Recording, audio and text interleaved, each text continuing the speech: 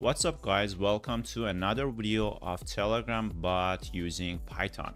If you go to the top right of this video, you can find the playlist of Telegram bot that I've talked about. So go through them and learn how to create your bot and configure your environment, because I'm not gonna go through them again.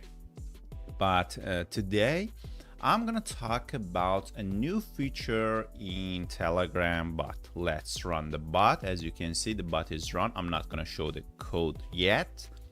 So if I hit this menu button and go to start, I get a welcome message to my bot. As you can see, this welcome message has two inline buttons, button 1 and button 2. If I press button 1, I get this alert, button 1 is pressed, and if I hit button 2, I see this message that is disappeared now. So let's see how we can create these two beautiful buttons. This is the template that I want to use to write my code. To write inline buttons, I need to import from telebot.types import inline keyboard button and inline keyboard markup. These two modules are all I need. So let's define our buttons. Button 1 equals inline keyboard button. It has some features like text. I set it equal to button 1, and I need a callback data. I talk about it later. I define it as btn1. You can define it whatever you like.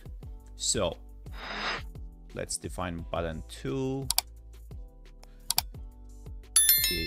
It equals inline keyboard button. Again, I have text. Button 2 and callback data equals button 2. That's it. Then I need to define my keyboard. I name it inline underscore keyboard, and I set it equal to inline keyboard markup. So it has one feature, row width. Row width equals 2. So I can have 2 buttons in each row. Then I need to add my buttons to this keyboard. Inline keyboard dot add button 1 and button 2. Good. So let's define a message handler.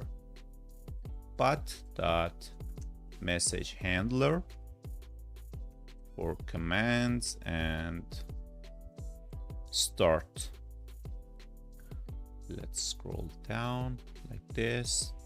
I have a welcome message sent in send welcome function.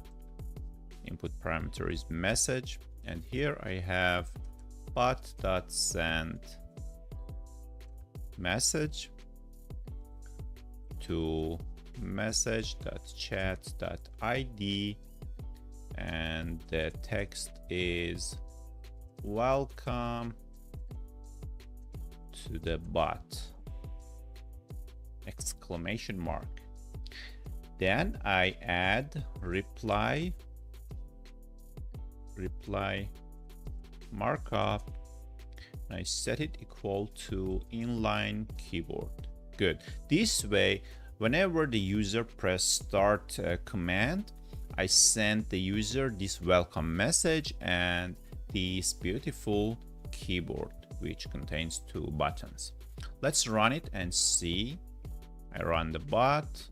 Here I hit menu button and send start command. Oh, there is a problem, send message. Oh, I forgot to type A here. Run it again, start again, and that's it. Welcome to the bot, button 1 and button 2. But if I press these 2 buttons, nothing happens because I need a callback query handler. Because of that, I defined these 2 callback data. Actually, when you press any of these two buttons, these callback data will be sent to the Telegram API. So you need a handler for this callback data that we call it Callback Query Handler.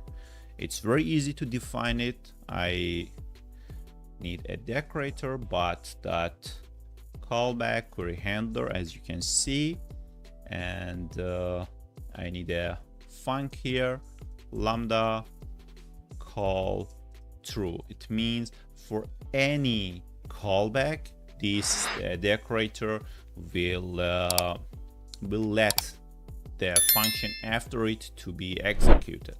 So I type def, I name this function check button, and inside I have a call parameter. Now I need to set the body. Okay, to set the body I need if. So if call dot data or data equals btn1 as I defined it up here. So whenever it's button 1, it means that button 1 is pressed. You can define callback data whatever you like. So I type but answer callback query. I need to use this method. Now for call ID, I need to get the ID of the callback. For this call ID, send the message btn1 is pressed, hit, or anything you like.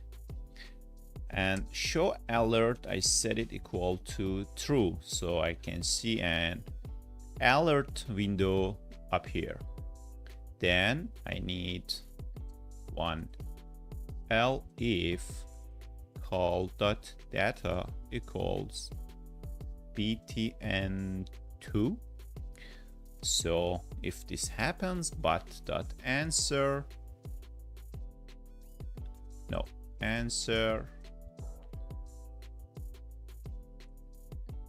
callback query. That's it. For this call ID, btn2 is pressed. Okay, that's good. Let's stop the bot and run it again. Okay, I clear the history. Now I send the start command again. I have these two beautiful buttons. I press button 1. That's it. Button 1 is pressed. So I see this alert over my bot. Okay, and button 2, you see this button 2 is pressed. So that's it for today's session. I talked about inline keyboard and inline buttons, which you can see here, and also the way that we can handle when a button, an inline button, is pressed with callback query handler.